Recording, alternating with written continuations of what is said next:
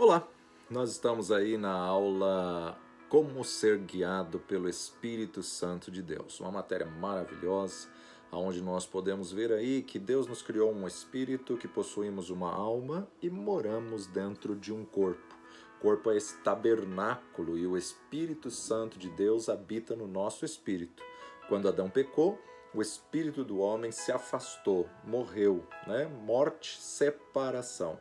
Se separou de Deus. E aí então o homem passou a ser guiado pela alma. E o homem sendo guiado pela alma, na verdade, se tornou a natureza carnal. E a natureza carnal, a gente observa aí que é, na verdade, uma natureza que pende ao pecado, porque é a semente adâmica, a semente de Adão.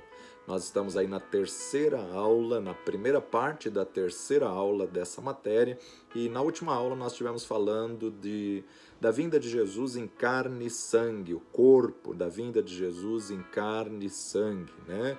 O diabo não declara que Jesus veio em carne e sangue, que o Verbo se fez carne e habitou entre nós. O Verbo se fez carne e habitou entre nós. Evangelho de João, capítulo 1. No princípio era o Verbo estava com Deus, o Verbo era Deus, ele estava no princípio com Deus. E o verso 14, e o Verbo se fez carne e habitou entre nós, e vimos a sua glória como a glória do unigênito do Pai, cheio de graça e de verdade. Falamos do espírito do homem e da alma do homem, a psique. Psique, na verdade, é a alma. E a alma, é interessante a gente observar que é a sede da nossa vontade, emoção e intelecto. Intelecto, razão. E falamos na última aula do corpo, o corpo do homem, a importância de entendermos que o corpo é a habitação, é a morada, é o tabernáculo do espírito e da alma. Como também nós estivemos falando que nós temos que aprender como disciplinar o nosso corpo, aprender como disciplinar o nosso corpo, trazendo o nosso corpo em submissão. O corpo é o físico, é a matéria que tem contato com o físico, com a matéria. E essa matéria está sujeita à corrupção, e o corpo é o que nos dá autoridade no mundo, porque um espírito sem corpo é ilegal, e tudo que é ilegal, Jesus nos deu poder e autoridade para expulsar no nome dele. Por isso que Deus, Filho, tinha que vir em carne e sangue. Jesus teve um corpo físico, e esse corpo físico veio a essa terra e venceu a Satanás e venceu a morte, o Deus encarnado, o Verbo que se fez carne. Agora, o corpo corresponde às influências. Romanos capítulo 7, verso 18 a 25 nos diz assim, Romanos 7, 18. Porque eu sei que em mim, isto é, na minha carne, não habita bem algum. E com efeito, o querer está em mim, mas não consigo realizar o bem. Porque não faço o bem que quero, mas o mal que não quero, esse faço. Ora, se eu faço o que não quero, já o não faço eu, mas o pecado que habita em mim. Acho então esta lei em mim que, quando quero fazer o bem, o mal está comigo. Porque segundo o homem interior tenho prazer na lei de Deus. Mas vejo nos meus membros outra lei que batalha contra a lei do meu entendimento e me prende debaixo da lei do pecado que está nos meus membros. Miserável homem que sou, quem me livrará do corpo desta morte? Dou graças a Deus por Jesus Cristo, nosso Senhor, assim que eu mesmo, com o entendimento, sirvo à lei de Deus, mas com a carne à lei do pecado. Então a importância de nós entendermos aí a batalha espiritual que Paulo está falando aí aos irmãos de Roma. Paulo está dizendo acerca do homem interior. O homem interior, ou seja, segundo o homem interior, tem prazer na lei de Deus. Mas acho então essa lei em mim, quando quero fazer o bem, o mal está comigo. Ainda voltando ao capítulo 8, ou seguindo o capítulo 8, a partir do versículo 1 em diante, a nova vida debaixo da graça, segundo o Espírito da santidade e adoção. Portanto, agora, nenhuma condenação há para os que estão em Cristo Jesus, que não andam segundo a carne, mas segundo o Espírito. porque a lei do Espírito de vida em Cristo Jesus me livrou da lei do pecado e da morte. Porquanto o que era impossível à lei, visto como estava enferma pela carne, Deus, enviando seu Filho em semelhança da carne do pecado, pelo pecado condenou o pecado na carne, para que a justiça da lei se cumprisse em nós, que não andamos segundo a carne, mas segundo o Espírito. Porque os que são segundo a carne inclinam-se para as coisas da carne, mas os que são segundo o Espírito para as coisas do Espírito. Porque a inclinação da carne é morte, mas a inclinação do Espírito é vida e paz. Porquanto a inclinação da carne é inimizade contra Deus, pois não é sujeita à lei de Deus e nem em verdade o pode ser. Portanto, os que estão na carne não podem agradar a Deus. Vós, porém, não estáis na carne, mas no Espírito, se é que o Espírito de Deus habita em vós. Mas, se alguém não tem o Espírito de Cristo, esse tal não é dele. E se Cristo está em vós, o corpo, na verdade, está morto por causa do pecado, mas o Espírito vive por causa da justiça. E se o Espírito daquele que dos mortos ressuscitou a Jesus habita em vós, aquele que dos mortos ressuscitou a Cristo também vivificará o vosso corpo mortal pelo seu Espírito que em vós habita. De maneira que, irmãos, somos devedores não à carne para viver segundo a carne. Porque se viverdes segundo a carne, morrereis, mas se pelo Espírito mortificares as obras do corpo, vivereis. Porque todos os que são guiados pelo Espírito de Deus, estes são filhos de Deus. Porque não recebestes o espírito de escravidão para outra vez de estardes em temor, mas recebestes o espírito de adoção de filhos, pelo qual clamamos, Abba, Pai. O mesmo Espírito testifica com o nosso Espírito que somos filhos de Deus. E se nós somos filhos, somos logo os herdeiros de Deus também, herdeiros de Deus e co-herdeiros de Cristo, se é certo que com ele padecemos, para que também com ele sejamos glorificados.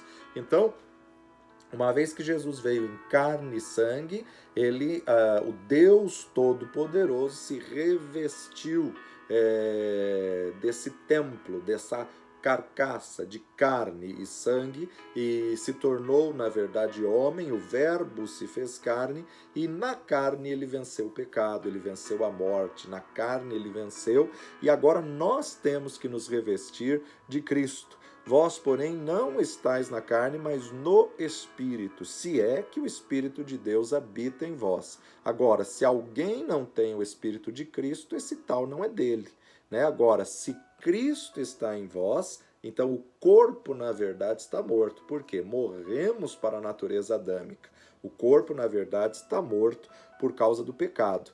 Mas o salário do pecado é a morte. Mas o Espírito vive por causa da justiça. Agora vamos para Gálatas capítulo 5. Gálatas capítulo 5, versículos 16 a 26. 5,16 nos diz assim: as obras da carne e o fruto do Espírito. Digo, porém, andai em espírito e não cumprireis a concupiscência da carne, porque a carne cobiça contra o espírito e o espírito contra a carne, e estes opõem-se um ao outro para que não façais o que quereis. Mas, se sois guiados pelo Espírito, não estáis debaixo da lei, porque as obras da carne são manifestas, as quais são prostituição, impureza, lascívia, idolatria, feitiçarias, inimizades, porfias, emulações, iras, pelejas, dissensões, heresias, invejas, homicídios, bebedice, glutonarias e coisas semelhantes a essas, acerca das quais vos declaro, como já antes vos disse, que os que cometem tais coisas não herdarão o reino de Deus. Então nós podemos entender aqui, a carne cobiça contra o espírito contra a carne. Agora, se você é guiado pelo Espírito de Deus, então, na verdade, você não está debaixo da lei. Mas as obras da carne que são manifestas são prostituição. O que comete prostituição não herdará o reino de Deus. Impureza. que comete impureza não herdará o reino de Deus. Lascívia, o que comete lascívia não herdará o reino de Deus. Idolatria, o que comete idolatria não herdará o reino de Deus. Feitiçarias, o que comete feitiçarias não herdará o reino de Deus. Inimizades, o que comete inimizades não herdará o reino de Deus. Porfias, que comete porfias não herdará o reino de Deus. Emulações, o que comete emulações não herdará o reino de Deus. Iras, pelejas, dissensões, heresias, invejas, homicídios, bebedices, glutonarias e coisas semelhantes a essas não herdarão o reino de Deus. Mas o fruto, temos uma matéria que estudamos só o fruto do Espírito. O fruto do Espírito é amor, alegria, paz, longanimidade, benignidade, bondade, fé, mansidão e temperança. Contra estas coisas não há lei. E os que são de Cristo crucificaram a carne com as suas paixões e concupiscências. Os que são de Cristo crucificaram a carne com as suas paixões e concupiscência. Aquele que é de Cristo, ele tem que crucificar a carne com as suas paixões e os desejos, as satisfações da sua concupiscência da alma. Se vivemos no Espírito, andemos também no Espírito. Não sejamos cobiçosos de vanglórias, irritando-nos uns aos outros e invejando-nos uns aos outros. Então, nós observamos aqui Paulo dizendo: e os que são de Cristo crucificaram a carne com as suas paixões e concupiscência.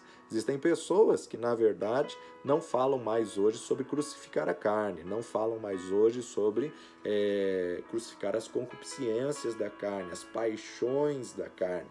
E nós temos que entender que, na verdade, a palavra de Deus diz: aquele que é santo, santifique-se mais. E, na verdade, quem é sujo, suje-se ainda. Então, a importância de nós almejarmos uma vida de santidade.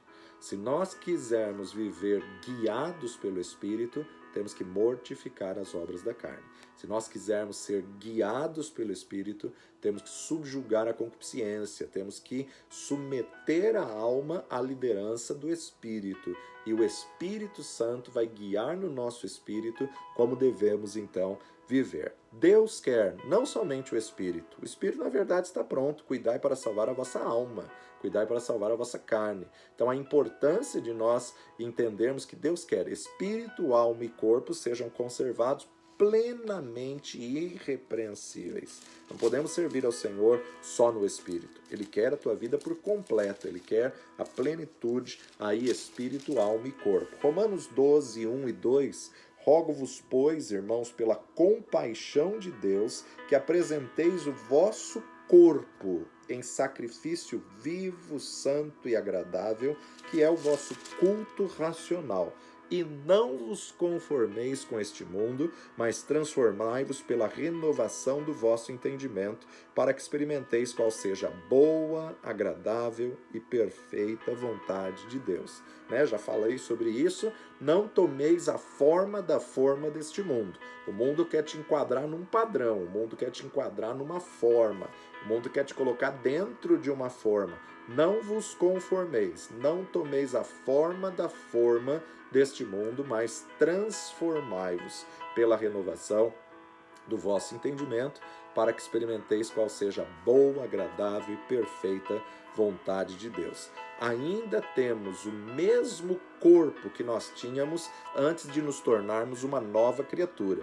Mas quando nos tornamos uma nova criatura em Cristo Jesus, as coisas velhas se passaram, eis que tudo se fez novo. Por isso que o que nos liga ao corpo de Cristo é o senhorio de Jesus, que é firmado através do batismo de arrependimento. O que prepara o caminho é o batismo de arrependimento, nos arrependendo, mergulhando no arrependimento, nos colocando dentro do arrependimento, confessando os nossos pecados e estabelecendo Jesus como Senhor e Salvador das nossas vidas. Ainda temos o mesmo corpo que tínhamos antes de tornar-nos nova criatura. Agora, o que devemos fazer é aprender a deixar o novo homem em nosso interior, dominar ou ser dominado pelo Espírito Santo de Deus na nossa vida. E aí temos que apresentar o nosso corpo como sacrifício vivo.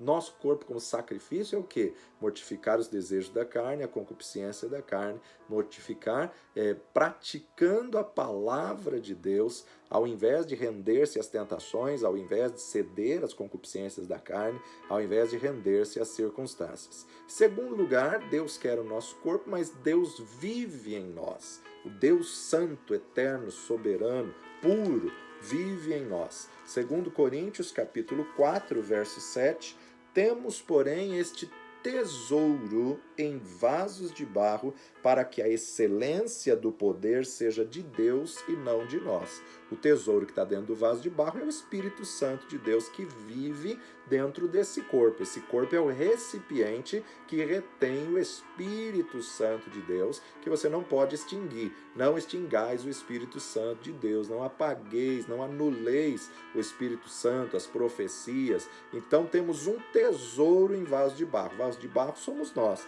Tesouro é o Espírito Santo de Deus. Efésios capítulo 2, Efésios 2, verso 21 e 22, 2, 21, nos diz assim, no qual todo edifício bem ajustado cresce para templo santo no Senhor, no qual também vós juntamente sois edificados para a morada de Deus no Espírito. Você está sendo construído, você está sendo edificado, um edifício para a morada de Deus no Espírito. Então, a importância de nós termos essa consciência que esse Deus Santo, esse Espírito Santo habita em você e você não é mais de si mesmo. Você, na verdade, agora entregou a sua vida ao senhorio de Jesus. Então, quem governa a tua vida tem que ser Jesus Cristo. E o próprio Jesus disse, por que me chamais Senhor, Senhor, e não fazeis o que eu vos mando? Então, se Jesus é Senhor da tua vida, você tem que ter realmente Ele governando teu ser e o Espírito Santo dominando a tua vida. Agora, nós temos que entender que uma vez que Deus deu o dom não é revogado.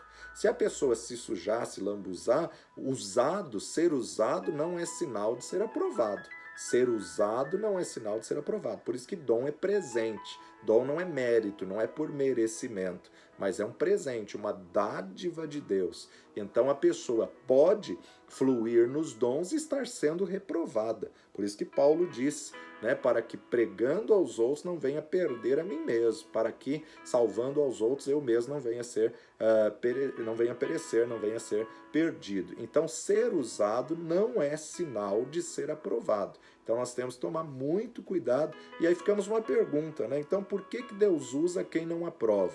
Bom, na verdade Deus usa quem não aprova por duas coisas. Primeiro, porque o dom é pela graça. A salvação também é pela graça, mas a importância de nós entendermos que o fato do Senhor dar um dom, o dom é irrevogável. Então, o fato de a pessoa se sujar, se lambuzar depois de ter o dom, ele não vai retirar o dom porque ele já deu o dom. Uma vez que ele deu, ele não vai retirar. Então, a importância de nós mantermos essa salvação, ser fiel até a morte e dar-te-ei a coroa da vida. Romanos capítulo 5, verso 5, nós temos aqui, e a esperança não traz confusão, porquanto o amor de Deus está derramado em nosso coração pelo Espírito Santo que nos foi dado. Então, o amor de Deus habita em nós, habita dentro do nosso corpo.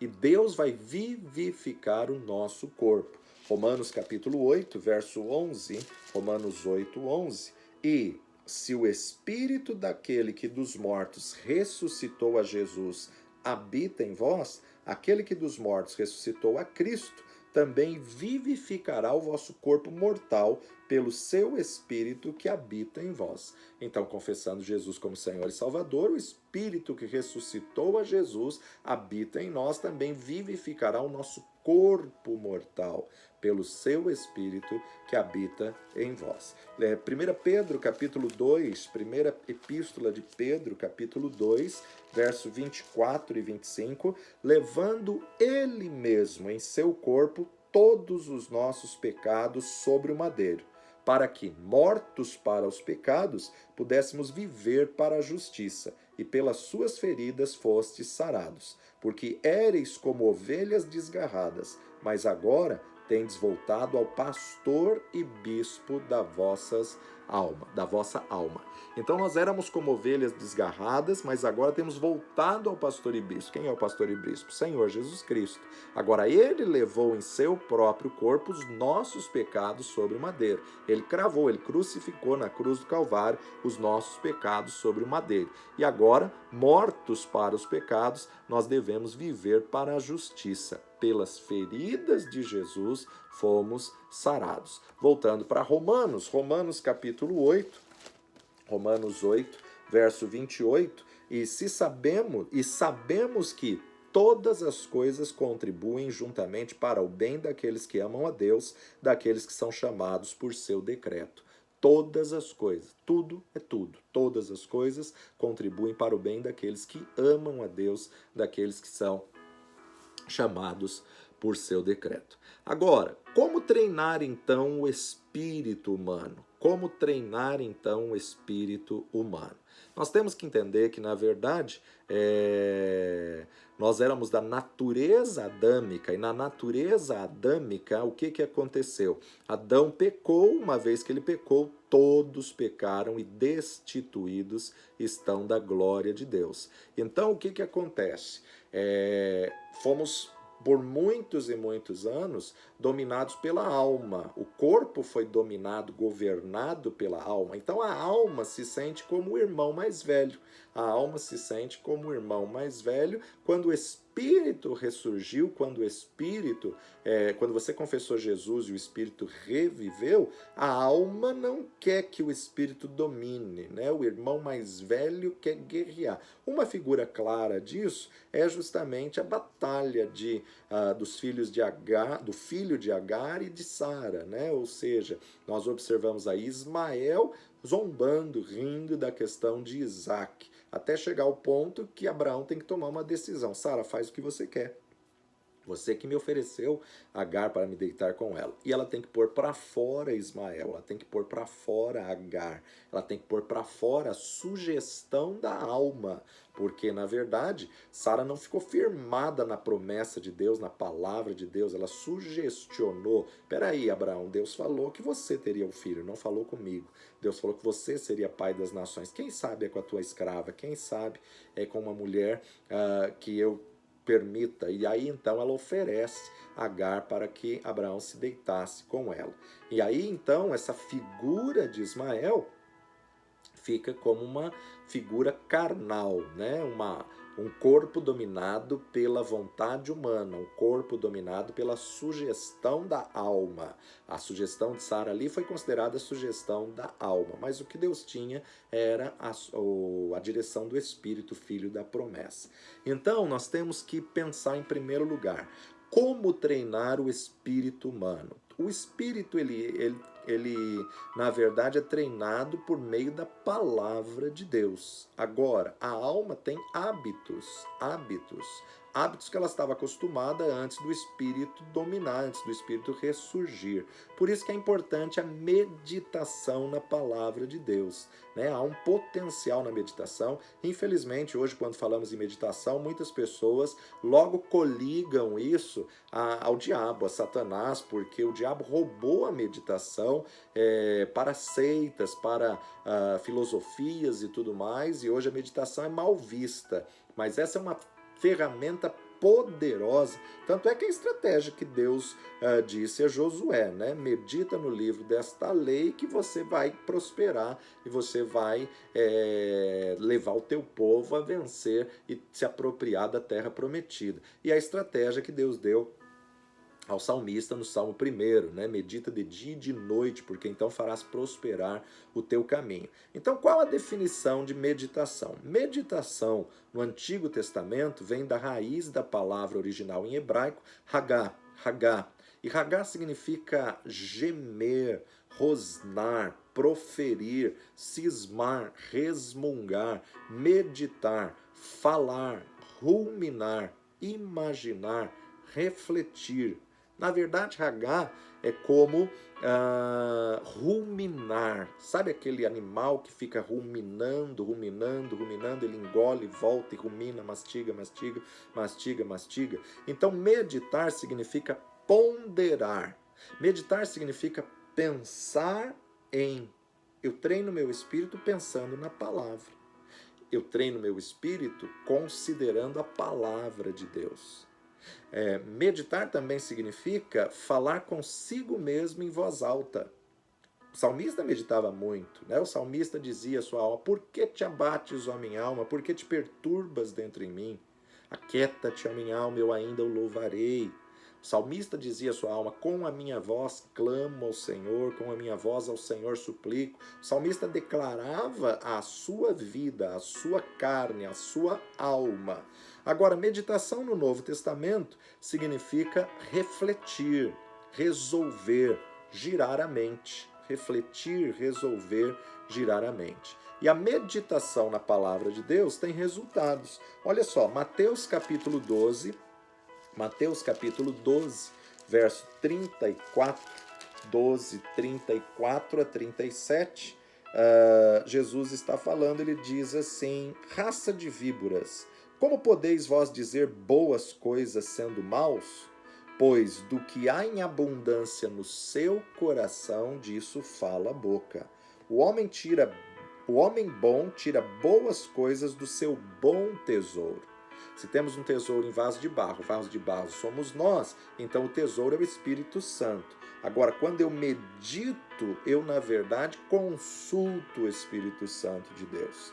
O homem bom tira boas coisas do seu bom tesouro. O homem mau do mau tesouro tira coisas más. Mas eu vos digo que toda palavra ociosa que os homens disserem hão de dar conta no dia do juízo. Porque por tuas palavras serás justificado e por tuas palavras serás condenado. Por tuas palavras, por aquilo que saiu da tua boca, ou você vai ser justificado ou condenado. Provérbios capítulo 4, 20 a 23. Provérbios capítulo 4, Salomão, o grande sábio que nos deixou tantos provérbios abençoados, do 20 ao 23 do capítulo 4, diz assim: filho meu, atenta, presta atenção para as minhas palavras, às minhas razões, inclina o teu ouvido. Não as deixes apartar-se dos teus olhos, guarda-as no meio do teu coração, porque são vida para os que a acham e saúde para o seu corpo. Sobre tudo que deve guardar, guarda o teu coração, porque dele procedem as saídas da vida. Toma cuidado com o teu coração, não deixa a mágoa, o rancor, a ira, a vingança, o ódio, a falta de perdão se alojar no teu coração. Salomão está nos dando uma tremenda estratégia. Atenta para as minhas palavras e às minhas razões inclina os teus ouvidos. Não as deixes apartar dos teus olhos, guarda-as no meio do teu coração. Porque as palavras de Deus são vida para os que a acham e são saúde. A palavra de Deus vai nos dar saúde, a palavra de Deus vai nos dar vitória, a palavra de Deus vai nos dar vigor, a palavra de Deus. Então eu tenho que aprender a meditar no livro desta lei, eu tenho que aprender a ruminar, eu tenho que aprender a colocar a palavra de Deus em prática, ser de praticantes e não somente ouvintes. E João capítulo 6, verso 63, João 6, 63, o Espírito é o que vivifica, a carne para nada aproveita. As palavras que eu vos disse são Espírito e vida. As palavras que eu vos disse são Espírito e vida. Vamos ver lá as instruções de Deus. Moisés havia morrido, agora o Senhor estava passando o bastão para Josué. E no capítulo 1 de Josué, o texto nos diz assim, 1:1. Sucedeu, depois da morte de Moisés, servo do Senhor, que o Senhor falou a Josué, servo de Num, filho de Num, servo de Moisés, dizendo: Moisés, meu servo é morto. Levanta-te, pois, agora, passa este Jordão, tu e todo este povo à terra que eu dou aos filhos de Israel. Todo lugar que pisar a planta do vosso pé, vou-lo tenho dado, como eu disse a Moisés, desde o deserto, desde o Líbano até o grande rio, o rio Eufrates, toda a terra dos heteus e até o grande mar para o poente do sol será o vosso termo. Ninguém se susterá de dia diante de ti, todos os dias da tua vida, como fui com Moisés, assim serei contigo. Não te deixarei, nem te desampararei. Esforça-te e tem bom ânimo, porque tu farás a este povo herdar a terra que jurei a seus pais que lhes daria. Tão somente esforça-te e tem muito bom ânimo, para teres o cuidado de fazer conforme toda a lei que meu servo Moisés te ordenou. Dela não te desvies nem para a direita, nem para a esquerda, para que prudentemente te conduzas por onde quer que andares. Não se aparte da tua boca o livro desta lei, antes medita nele dia e noite, para que tenhas cuidado conforme tudo quanto nele está escrito, porque então farás prosperar o teu caminho e então prudentemente te conduzirás. Não te mandei eu? Esforça-te, tem bom ânimo. Não pasmes nem te espantes, porque o Senhor teu Deus é contigo por onde quer que andares. Não se aparte da tua boca o livro desta lei. Antes, medita nele de dia e de noite. Medita nele de dia, rumina, pensa, reflete, coloca em prática, fala, diga ele para si mesmo, né? Agora, Salmo capítulo 1, verso 1. Bem-aventurado o varão que não anda segundo o conselho dos ímpios, nem se assenta no caminho dos pecadores e nem se assenta na roda dos escarnecedores. Antes tem o seu prazer na lei do Senhor e na sua lei medita de dia e de noite. Na sua lei medita de dia e de noite. Aquele que meditar na palavra de Deus de dia e de noite, verso 3, será como árvore plantada junto a ribeiros de águas, a qual dá o seu fruto na estação própria, cujas folhas não caem, e tudo quanto fizer prosperará. Então, na verdade, eu só posso treinar o meu espírito quando eu alimento a minha carne, a minha alma, o meu intelecto com a palavra de Deus e medito nesta palavra, medito no livro desta lei. A importância de entender que renovando a tua mente, você só pode renovar a tua mente com novas informações, informações essas que sejam a constituição do reino ao qual você passou a pertencer quando você aceitou a Jesus como Senhor e Salvador da sua vida. Como treinar então o espírito humano? Primeiro lugar, meditando na palavra, meditando na verdade da palavra de Deus. As pessoas profundamente espirituais são as pessoas que meditam, que pegam texto e fica orando em cima desse texto, pedindo: Deus, me revela, Senhor, o que o Senhor quer dizer? Senhor, o que esse texto tem para mim hoje? Senhor, a tua palavra se renova, o que o Senhor quer falar através dessa palavra? Então, a primeira estratégia, as pessoas profundamente espirituais são pessoas que vivem em meditação da palavra de Deus. Você não poderá resolver ou desenvolver uma sabedoria espiritual sem meditar na verdade da palavra de Deus. O temor do Senhor é o princípio da sabedoria. Então, temer a Deus, você vai ter a revelação da palavra. Temer a Deus, você vai ter revelação de entendimento, de sabedoria. E a ordem de Deus para Josué: eu tenho uma promessa para vocês, eu tenho uma terra prometida para vocês, mas para vocês se apropriarem, vocês vão ter que meditar no livro desta lei. E olha que Josué só tinha o Pentateuco, só tinha até então Gênesis, Êxodo, Levítico, Números, Deuteronômio. O livro desta lei era o Pentateuco, os livros de Moisés, os rolos, os pergaminhos de Moisés, que ele deveria meditar de dia e de noite. Já ao salmista, o Senhor fala o segredo da prosperidade.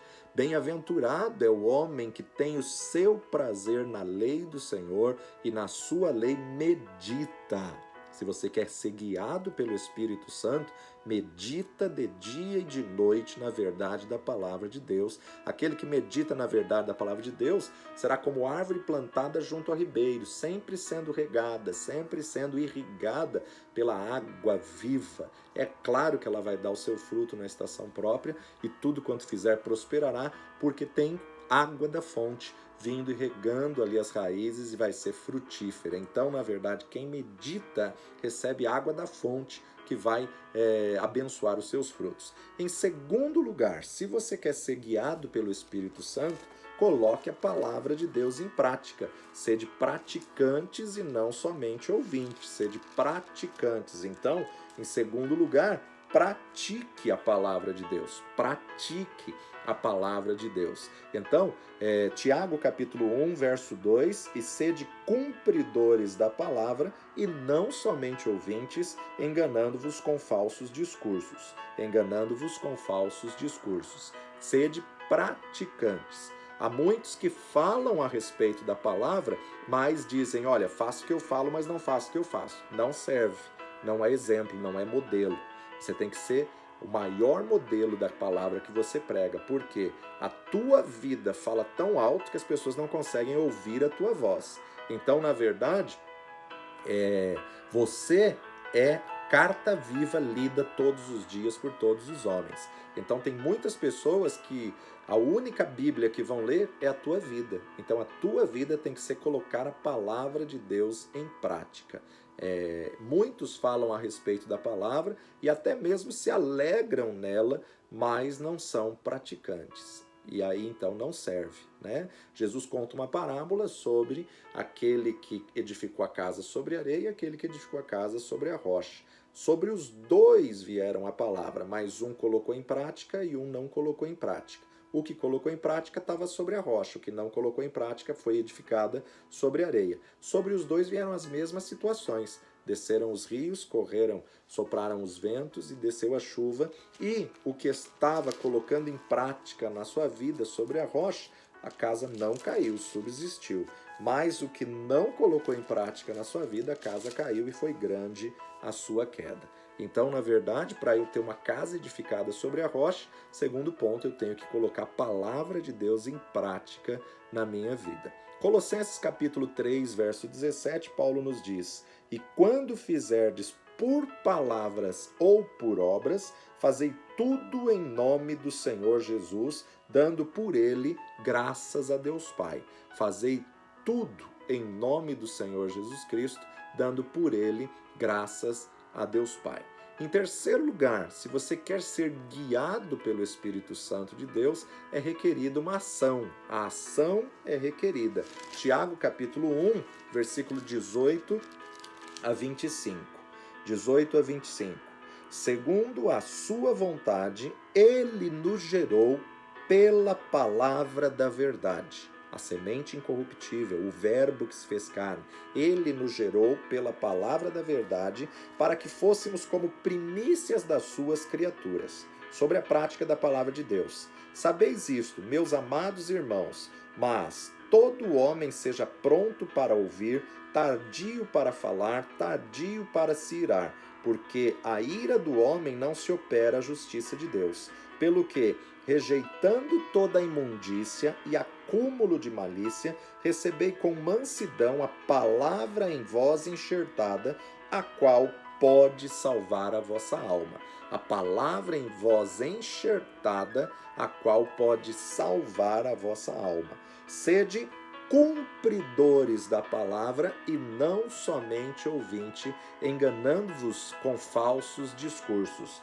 Porque se alguém é ouvinte da palavra e não cumpridor, não coloca em prática, é semelhante ao varão que contempla ao espelho o seu rosto natural, porque se contempla a si mesmo e foi-se, e logo se esqueceu de como era. Aquele, porém, que atenta bem para a lei perfeita da liberdade e nisso persevera, não sendo ouvinte esquecido, mas fazedor da obra, esse tal será bem-aventurado no seu feito. Tiago, ele não escreveu uma carta para pecadores, ele não escreveu uma carta para o ímpio, ele não escreveu uma carta para o mundo. Tiago escreveu para a igreja. E para a igreja que ele está dizendo isso, sede cumpridores e não somente ouvintes. Olha só, Tiago 5,14, está alguém entre vós doente? Chame os presbíteros da igreja e orem sobre ele, ungindo-o com azeite em nome do Senhor, e a oração da fé salvará o doente. E o Senhor o levantará, e se houver cometido pecados, ser-lhe-ão perdoados. Então, isso é uma prova que Tiago escreveu para a igreja e não para o mundo, para o ímpio. Em outras palavras, se alguém da igreja está doente, porque a cura é um benefício dos filhos, libertação de espíritos malignos é um benefício dos filhos. Tanto é que se a pessoa não tem Jesus como Senhor e Salvador, não adianta expulsar o demônio.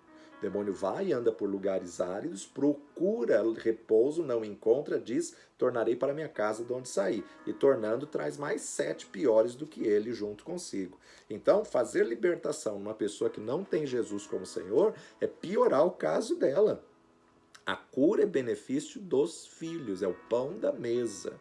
Então, Tiago está dizendo, se alguém da igreja está doente, chame os presbíteros da igreja e orem com ele, ungindo com óleo, e a oração da fé salvará o doente. Pessoas que nasceram de novo, pessoas que receberam Jesus, pessoas que querem viver a prática da palavra de Deus e nasceram da verdade da palavra. Em terceiro lugar, você tem que colocar a palavra de Deus em primazia no teu coração.